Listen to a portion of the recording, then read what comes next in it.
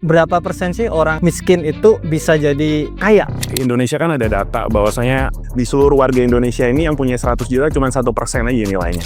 Kan cara cari duit termudah itu ada dua, menjual harapan ke orang miskin, menjual ketakutan ke orang kaya.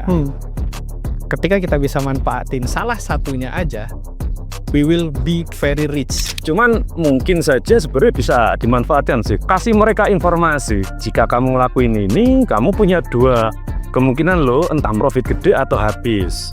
Tahu nggak? History bisa diatur. Contoh aku mau data, taruh aja aku profit terus dari 2002 sampai 2025. Oke, kita langsung aja.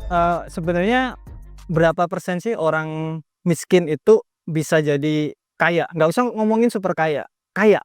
Menurut kalian gimana? Tapi definisi dulu, kaya ini punya duit berapa? Kaya di sini 40 juta per bulan katanya kan udah lumayan kaya toh di dunia itu. 40 juta per bulan. In my opinion sih, maybe just 2% sih. 2% dari seluruh Indonesia. Oke. Berarti memang kalau di Indonesia menjual ilusi, menjual apa sih namanya biasanya? Ilusi kekayaan. Ilusi kekayaan lebih gampang kelihatannya ya. Emang bener tuh 2%. Kalau kalian sendiri kalau mendefinisikan kekayaan balik lagi ke personal ya. Ada orang secara uang biasa aja, tapi kekayaannya privacy, Bas. Jadi itu tidak dikenal. Menarik. Tapi kalau kita ngukur kekayaannya setuju nih dalam bentuk fisik uang, ya mungkin kita pasti compete persentasenya kecil. Oke. Pasti. Karena kalau kita ngomongin goals-nya orang hidup, itu kan banyak payungnya. Nah, kita nggak bisa mendefine kekayaan tuh sesuai dengan apa maunya. Tapi kalau kita setuju kekayaannya, oke, duit nih, paling banyak, yang paling kaya. Oke, pasti kecil. Masih kecil ya.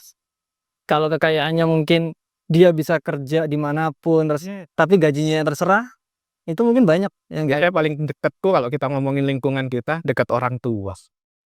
Oh iya, banyak yang kayak gitu tuh. Yo, let's define rich. Kaya itu apa? Ada satu konsep sing kekayaan itu nggak diukur dengan duit, but waktu. Ini sih kayak coba kita pikir semua duit kita tanpa kita bekerja bisa hidup untuk berapa bulan? Oke. Let's say kita di tabungan punya 120 juta.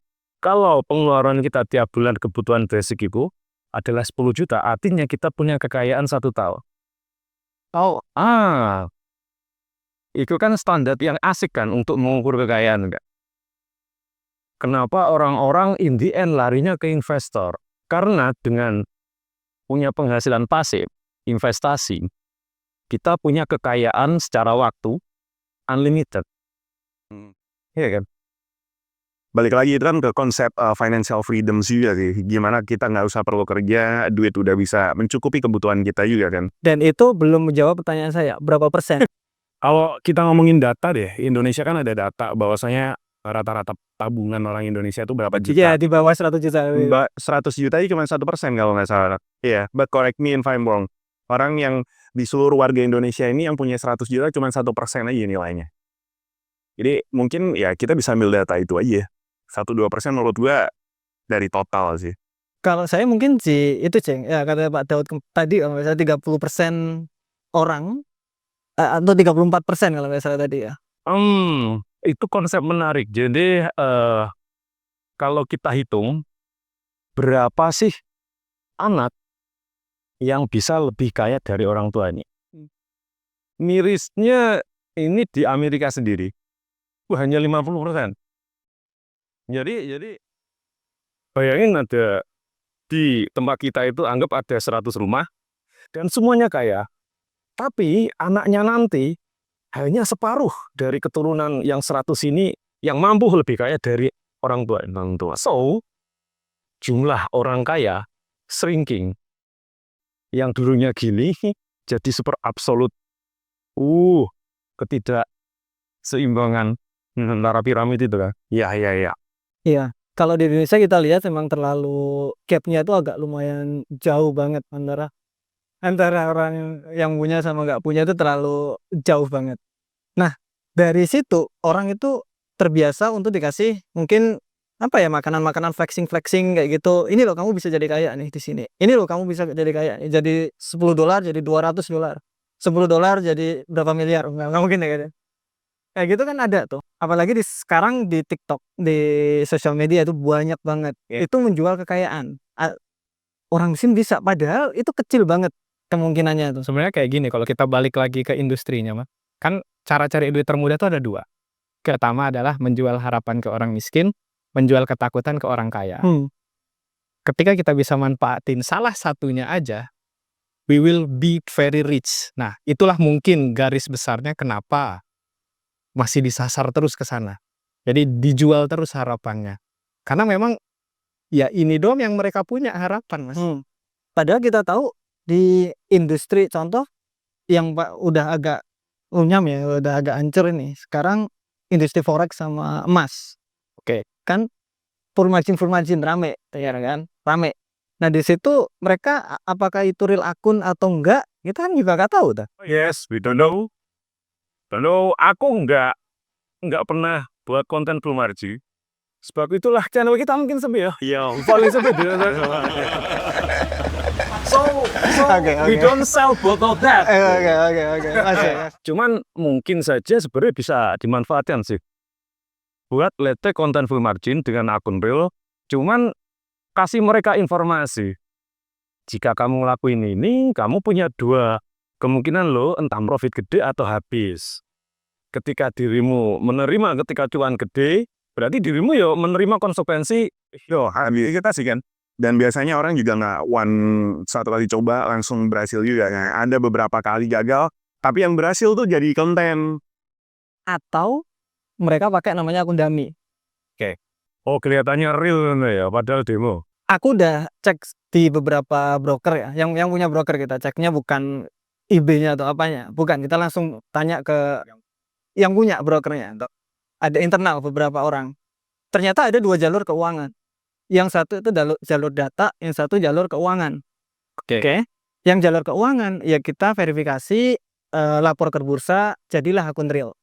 Kalau yang jalur data ya demo akun itu tadi nggak dilaporno, akun developer atau akun ada yang nggak dijalurkan ke bursa, akun dummy, data toh. Itu tahu nggak? History bisa diatur. History loh kita ngomongnya. Jadi contoh aku mau data, taruh aja aku profit terus dari 2002 sampai 2025. Edit taruh sendiri bisa. Server nama kan akun dummy, Pak. Terserah mau kasih apa. Dan aku udah cek bisa ternyata. Bisa diganti. Jadi real atau Daud real 27. Marek iki mati kabeh sing ndek iki. Lek iki publish. Habis itu apa namanya? Loh, aku bukan apa? Iya, aku kan cuma Nah, aku kita cuma dengerin. tanya di broker aja. Aku orangnya bener-bener kurius orangnya. Jadi aku pengen tahu mekanisme seperti ini seperti apa. Modal WD itu bisa. Terus aku tanya, loh kan WD kan ada di email, ada di apa? Mas, bisa diatur kata. Dia bilang gitu. Ini sisi gelap industri forex yang nggak semua orang tahu. Oknum saya bilangnya, loh, bukan karena sisi apa ya yang saya bilang kemarin, kripto industrimu lagi naik, forex ini lagi turun, cara untuk naiknya gimana? Yes. But the fun fact, 2025 commodity malah naik gila-gilaan. Semoga aja 2025 ada kejadian, Mas. Emas like berapa persen? iya silver naik 2%. 2025 itu kalau ini data dari TradingView. Sejak tahun 1833 itu kenaikan 2025 Nomor 3. Oke. Nomor 1 tahun? di era I think perang Teluk, sekitar era perang dingin lah itu I think. Oke.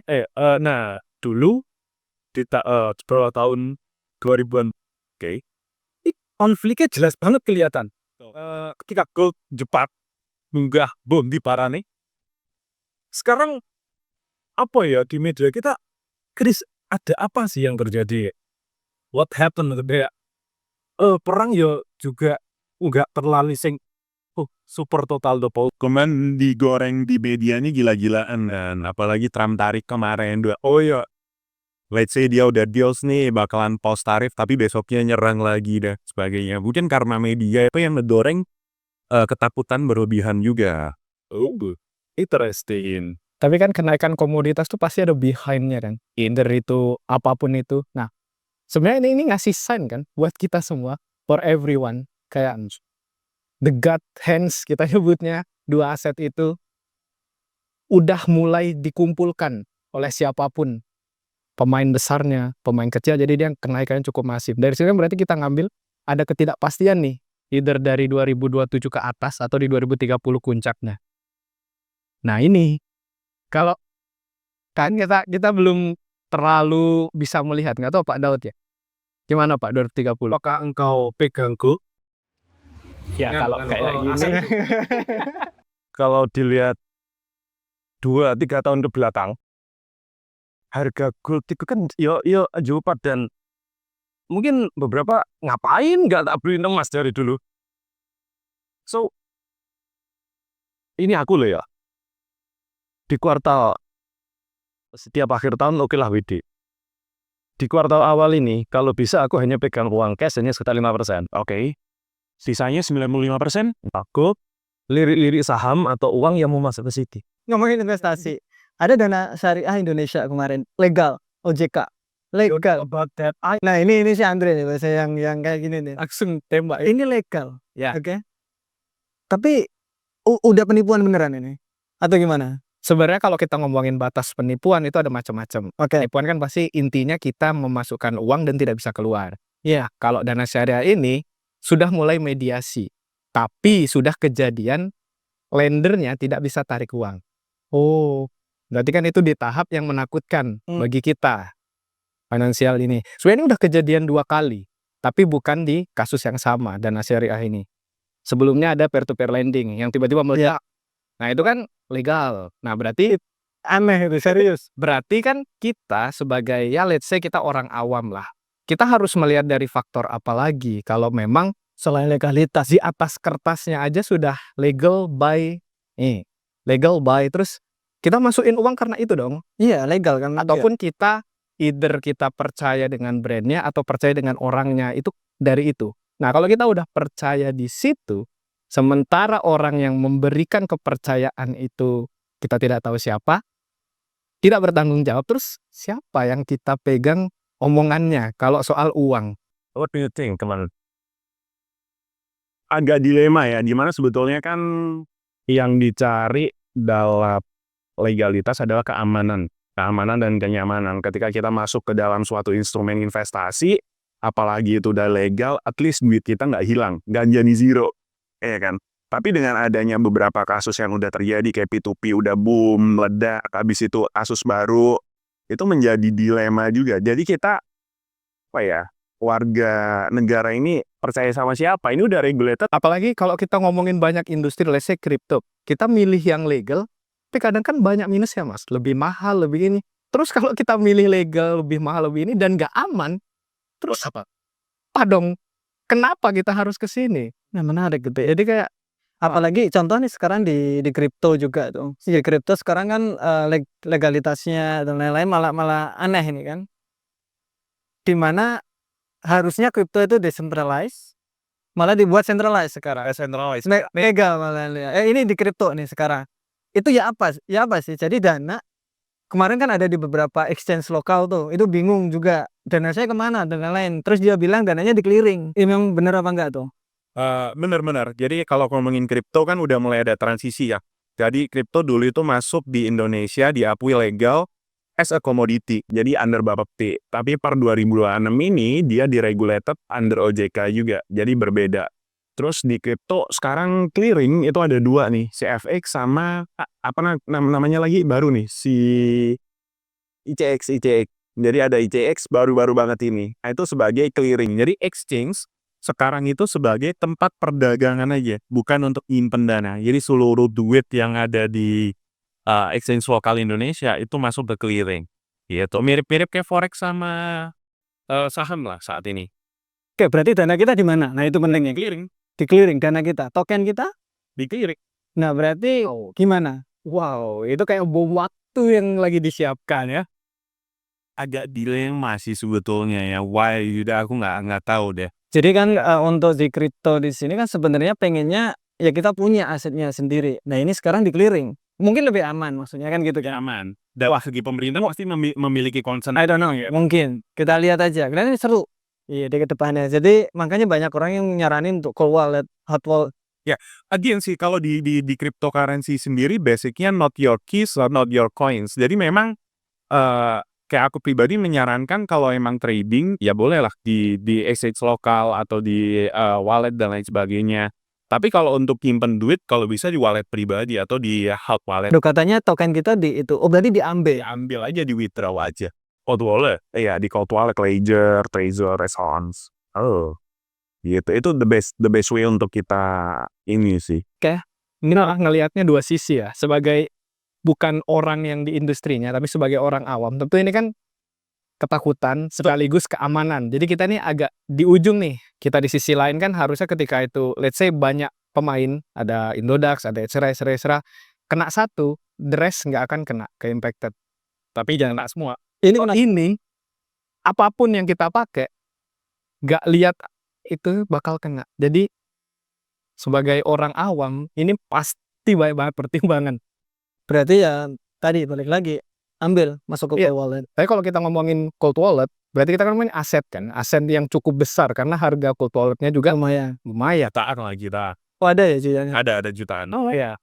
Let's say kita untuk orang-orang awam yang baru mulai kripto, asetnya just like 5 million, 10 million untuk ngeluarin 30% untuk storage kayaknya agak besar banget ya gitu. Jadinya, tapi kalau kita mempercayakan itu dengan sistem satu pintu, wah ini siapa aja bisa buka ini pintunya nih. Dan cuman itu pintunya, nggak disebar. Apalagi di kripto sendiri untuk hacking kan Ya, Agak lumayan. banget target. Iya menarik. Banget target. oke, kita tunggu aja. Yang katanya decentralized, yang katanya privacy. Hati ya sekarang ya. Itu bisa di tracking nggak nanti? Apa ya toh? Kalau lewat clearing gitu kan harusnya bisa toh.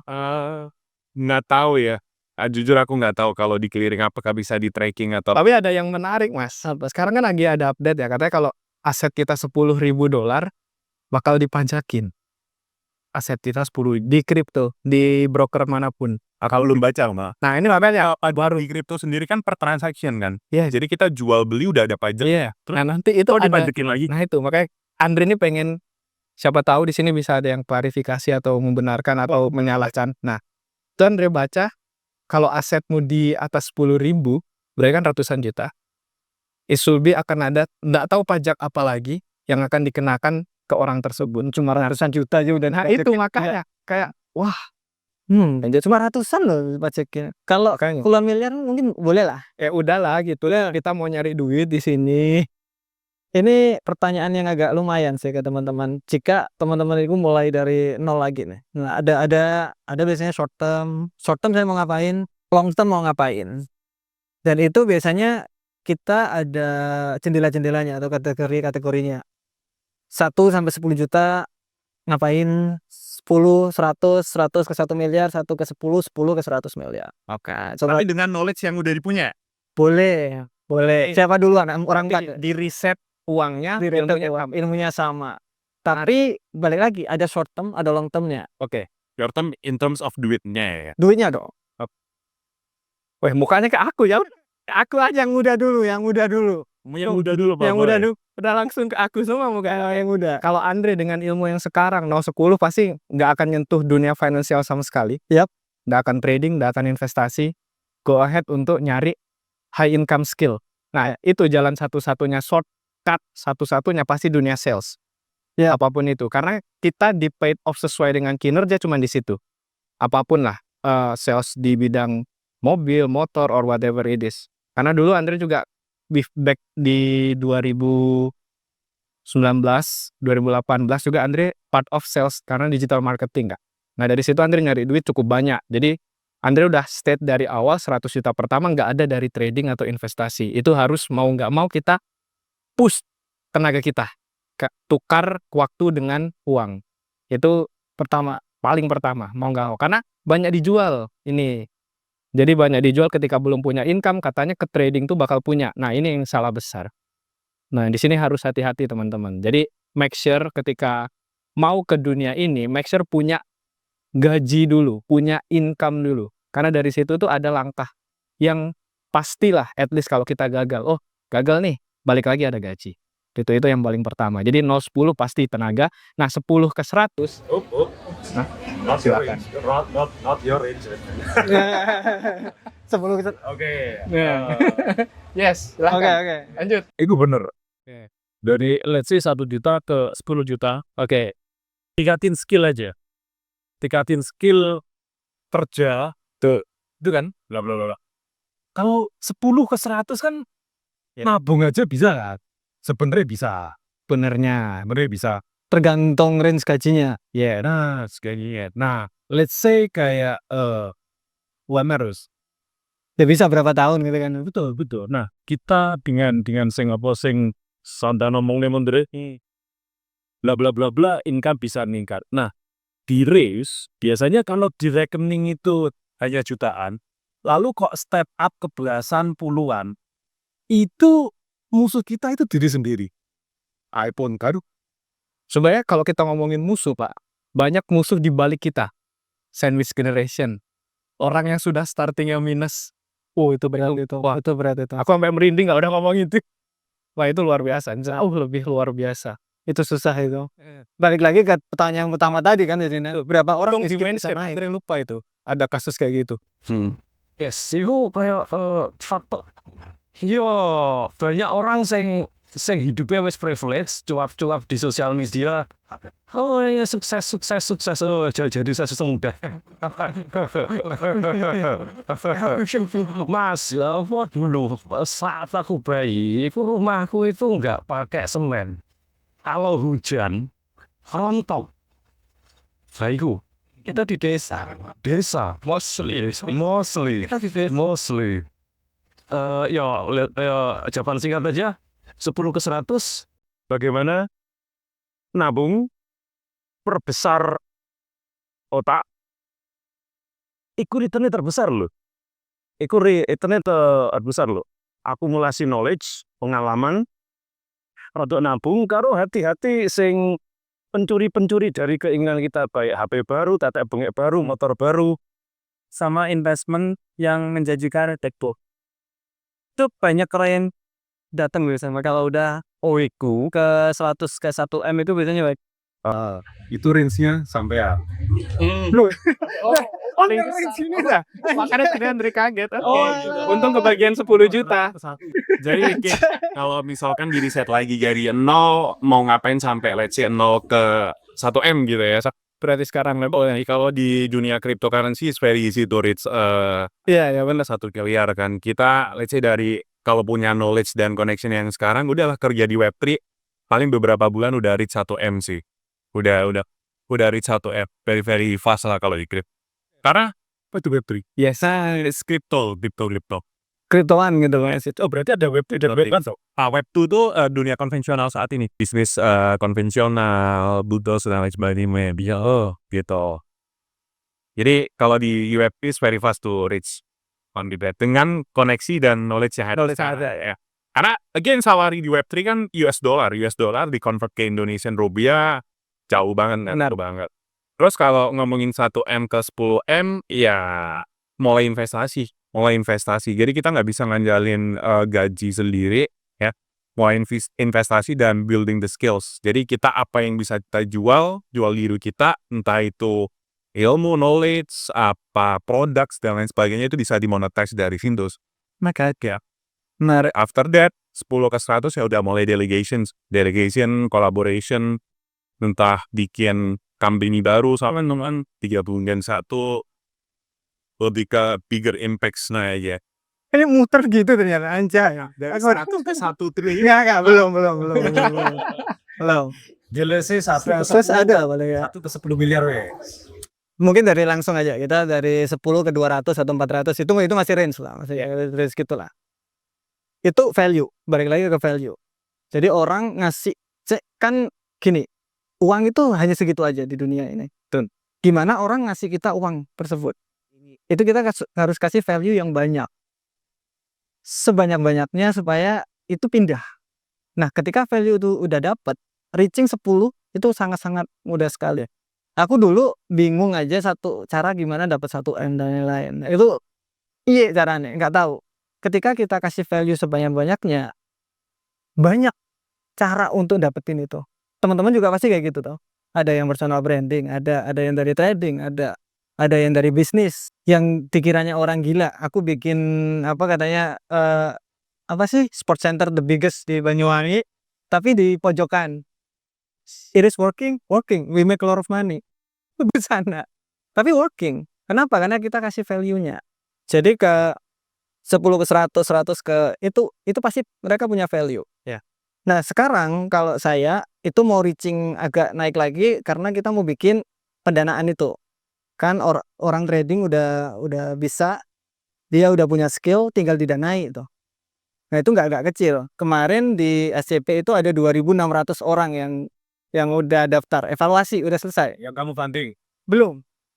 Evaluasi, Doang. baru teks doang. Secara berapa dipakai?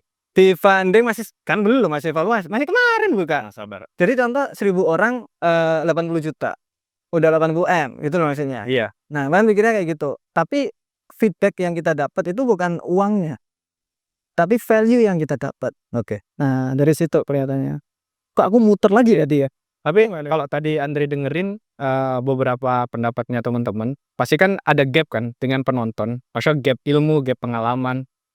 Nah, kalau kita nyamain ke mereka, Mas, kalau kita benar-benar literally like we don't have nothing. Oke. Dengan apapun yang kita punya lah, kayak tenaga, fisik, yang literally pasti pekerjaan kasar dulu dong yang kita lakuin for the first time. Dari situ Andre nangkep bahwa ilmu, value, trust, or whatever it is, itu jadi prioritas. Yes, untuk apapun itu. Karena kalau kita ngomongin industri kita balik lagi, kalau kita mau kaya cepat, wah banget gampang ya. Gampang banget. Tapi nama baik kan nggak bisa Yes, itu poinnya. Prioritas nama baik dalam. Kalau soal offering pasti teman-teman di sini udah ngerasain ya, offeringnya gede banget, tapi kita ngeliat belakangnya, offeringnya gede banget itu belakangnya. Nah, dari situ teman-teman bisa nangkep tuh, meskipun you are starting from zero, literally nggak ada ilmu apapun, jaga itu coba. Jaga nama baik, trust, value, meskipun masih di level yang kerja kerasnya pakai fisik. Karena kita udah ngalamin. Iya. Betul. Kalau aku yang paling cepet dulu itu kalau mau reaching mungkin di 1 M ya, kerja sekeras-kerasnya. Soalnya orang Indonesia, contoh nih, aku kaget tuh kadang-kadang gitu. Pulang dari Australia ke sini, slow banget orang. Apa-apa itu slow banget. Sedangkan aku tek. Sampai Andre tuh kaget. Teman-teman juga pasti kaget. Ini anak ini siapa baru datang Australia langsung jut. Nah, apa ya, udah kebiasaan dari sana. Kita kebiasaan kayak tek, ada decision langsung kita eksekusi. Privilege. Aku punya privilege, aku di Australia. Ya. Bukan privilege keuangan, tapi mindsetnya di situ beda. Tapi kalau kita ngomongin privilege atau tidak ada privilege sama sekali, kita cukup sebenarnya ada satu. Ini baru keinget dari Pak Daud, ada privilege gitu.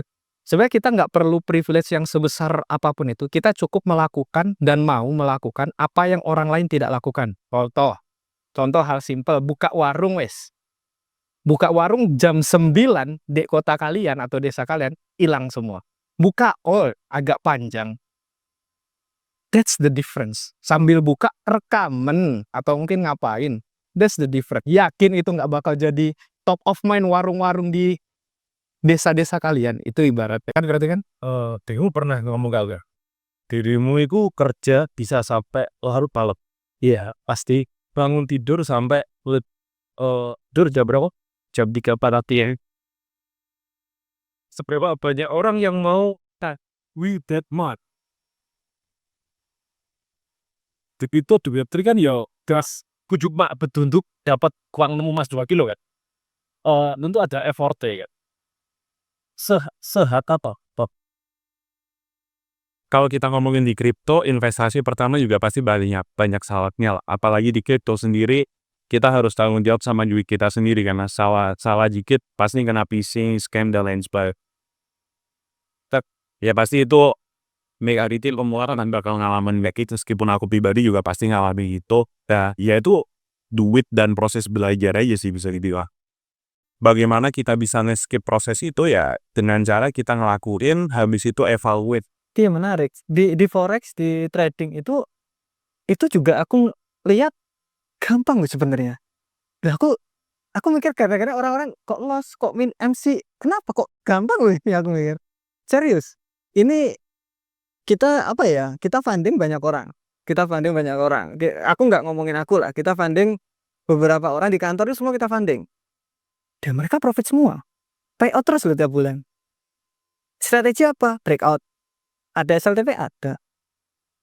Terus mana MC-nya? Nggak ada. Dia payout terus. Biasanya orang-orang di luar sana itu pengen shortcut sih, Dis. Pengen shortcut, habis itu mereka banyak trigger dari influencer lain dan lain sebagainya. Berarti gini aja berarti mana? Kita ganti metode, kayak instan. Tinggal dikurangin itu, Iya. fokus aja. Wes tak gampang serius. Tadi kan kita setuju kalau di dunia ini orang kaya tuh sedikit dan orang bisa kaya dari trading itu juga sedikit. Let's say aja berarti 99% lah gagal. Berarti kan kita cukup mikir kayak nggak kayak kebanyakan orang. Bener. Cukup jadi 1%-nya. Orang ketika setup trading bla bla bla mikir TP-nya berapa ya? Oh ya udah mikir dari wasa dulu wes. Boleh tuh. Oh, berpikir terbalik. Yes. Betul. Nah ini lanjut. Kita kan semua personal branding ya. Oh ngeri personal branding. Semua pakai muka. Yes. Saya pakai muka saya, Andre Rizky pakai, Pak Andrianto juga pakai. Nah di situ value-nya dapat di situ. Nah yang saya heran yang pojokan situ nggak pakai muka. Dulu awalnya pakai ayam ya. Terus kita ngobrol. Seneng itu. That's cute. That's very cute. Terus kita ngobrol, itu nggak bisa buat, itu bukan personal branding. Kamu ngomporin aku kan? Terus itu bukan personal branding, Mbak. Kasih branding yang oke. Dia rayanya topeng, tetep aja topeng. Ya. Kenapa? Ada alasannya nggak? Oh, Privacy. we have our own fear. Oke, menurut Andre sama Pak Andrianto, privacy gimana? Privacy itu ya penting sih. At the end of the day ketika kita udah beres sama duit, yang pengen didapatkan adalah keamanan dan ini kan eksklusivitas dari kehidupan kita, Kak. Kenapa aku nggak pakai topeng? Nggak perlu sih. Kalau nggak Ayo Pak, ini loh, kita baik ya, selama kita baik, abis itu kita nggak melakukan track record jahat atau doing some shit, menurut gua nggak perlu. Oke, Andre. Kalau nangkepnya Andre soal privacy itu di mana Andre nangkep di awal level kekayaan, Mas. Oke. Itu adalah level kekayaan paling tinggi lah kalau kita bisa menghilang dan tetap di rumah atau melakukan apapun itu. Nah, karena gini, kalau orang masih let's say beli iPhone dan dia masih pamer iPhone-nya, berarti cuma ini yang dia punya. Atau orang gaji bulanan dan sering dipamerkan ya berarti cuma itu yang dia punya. Nah, ketika kita udah income cukup besar, pasti kita nge-hide itu. Berarti kan berarti ada something yang Dre. Vario, Dre. Mercedes, BMW, Enggak. Toyota, Range-Rover, aku Toyota, Vario. Come on. ya kan kalau logikanya kayak gitu. Berarti kan ini yang kita pengen sebenarnya adalah level tertingginya adalah kita tidak nampak lagi, kita tidak ada lagi bahkan. Tapi aku nggak ngeliat. Kalau emang at the end of the day pengen duduk diam di rumah, nggak usah ngonten, jadi trader saja. Karena aku kenal banyak orang kayak gitu juga, wealthy ada dan lain sebagainya, udah nggak pakai sosial media, nggak perlu ngonten. Nah, ini menurutku sudut pandang menarik karena kenapa kok kita personal branding? Kenapa kok nggak kita trading aja? Nah, karena kita butuh legacy juga. Betul. Buat kita punya keluarga. Nanti kalau trading itu emang sangat-sangat menjanjikan kalau aku ya. Tetapi ketika kita lagi sakit atau kita nggak ada, udah Betul. Pup, mati. Tapi kalau personal branding kita punya bisnis, kita masih jalan itu, masih jalan. Saya sekolah trading, walaupun nggak ada saya, mereka masih jalan. Betul. Nah, ini aku mikir, oke, kalau aku nggak ada, ini masih jalan legasinya. Nah itu saya sebenarnya kalau personal branding. Kenapa? Dan kenapa orang-orang yang CEO sekarang mulai personal branding? Yes. Kira-kira itu. Exactly. Oh, Rama, tahun 2025 yang ngobrol ke aku, curhat ke aku, yang ingin bunuh diri 5 orang. Oke. Tahun 2024 10 orang. Remuk di trading. Oh, oke. Sing ngeri iku dia loss, dia ingin menabrakan dia ke orang lain pakai motor. Let's say bunuh diri, yo diri sendiri kan yang mati. Betul. Kalau sampai melukai orang lain, there is Udah a beda lot lagi. of darkness. Pertanyaannya kayak, nah, tak tanya, ngapain kok loss besar? Tentu money management, we all know that. Why kok nggak game money management supaya cepat? Siapa yang ngajarin dirimu? Tit. Itulah kenapa. Nggak perlu nanti editornya aja ngerti. Kenapa lu langsung Oh enggak, ini langsung diupload aja. Oh. Itulah kenapa aku nggak mau show off ke viewerku yang nggak bisa mereka capai. Oh ini. Ada sebuah buku unik. Di belakang kita akan lihat kan. Judul bukunya itu Where is Your Customers Yak. Nah di buku itu si penulis bilang gini, dia cerita kayak, jadi di Amerika itu berjejer yak. Terus dia tanya ke si tukang jaga situ, ini yaknya siapa? Oh hedge fund ini itu. Terus dia tanya, ada nggak yaknya para customer? Nah, itulah kenapa aku hanya show off ke mereka apa yang mereka bisa achieve, very achievable. Kayak let's say kayak jam pemberian istriku yang imut ini, Casio, atau pokok komputer harga 40 kan is very achievable. Nah, ada yang tanya kayak, McLaren lu apa bos? Gimana kalau kita bilang gini? Where is your customers McLaren? Where is your customers go? Ini kelihatannya kita sama. Soalnya aku juga berpikiran sama. Aku pinter gitu berarti. Aku dapat lumayan banyak. Tapi customerku mana? Makanya aku vending di situ. What they can Masuk gitu. Iya, padahal kadang kita udah effortnya tuh udah kasih semua yang kita punya kadang. Lu tuh tinggal ngikut, apalagi kalau ngomongin Mas Tama yang ditarik 10 tahun yang nggak ada info soal trading, nggak ada apa. Ini literally you can find anywhere, pick one, ikutin. Mesti tinggal ngikutin aja. Iya. Berarti kan Apalagi sekarang loh ya. Jadi contoh, ikutin aja. Nggak punya modal, dimodalin. iya kadang itu. Udah beres. Berarti apa masalah? itu dalam banget. Coba komentar ya. Mbak komentar aja kalau itu. Soal dalam hal tersebut komentar ya. Apa wahai teman-teman wahai baca buku Where is Your Customers Yak? Yes. Itu seru itu. Find something kan. Kalian nggak akan silau lagi dengan flexing ria. Aku itu kalau nggak salah dapat quote si mana. Kayak kalian nggak tahu mobilku apa, rumahku segede apa. Tapi kalian tahu aku di mana-mana. Oh itu the best itu. Itu the best itu. Bayangin loh. Vario. Nggak perlu itu. Tapi enak ya kalau ketika kita sudah punya something yang one, kita tidak perlu validasi dengan mobil, kita tidak perlu validasi dengan rumah. We just find Rizky Aditama lah sih. Nah, ya itu loh. Kayak enak banget ya, Andre Rizky atau Pak Daud gitu. Ya karena hobi kan ya boleh Andre. Iya kita di luar itu. Vario. Lagi. Vario. Kayaknya berat ya kalau kita setiap pengen mau masuk enter the something gitu atau circle atau apa, dan kita harus di level sana loh gitu. Kayak berat ya, kayak setiap mau ke sana, oh gua harus punya ini, ke situ punya ini. Kayaknya it's not good ya. Ya entah. Tapi menariknya di sana menjadi filterasi juga sih. Nah ini masuk akal. Ini karena ada dua pasti karena ada dua. Pasti ini menjadi filterasi. Let's say kalau semua orang bisa masuk entry the circle yang lebih eksklusif, bakalan rusak juga kan, karena nggak se-mindset dan lain sebagainya juga. Iya juga. Tapi at the end of the day, ya sebetulnya value itu tidak sama dengan sekaya. Menurutku itu sih.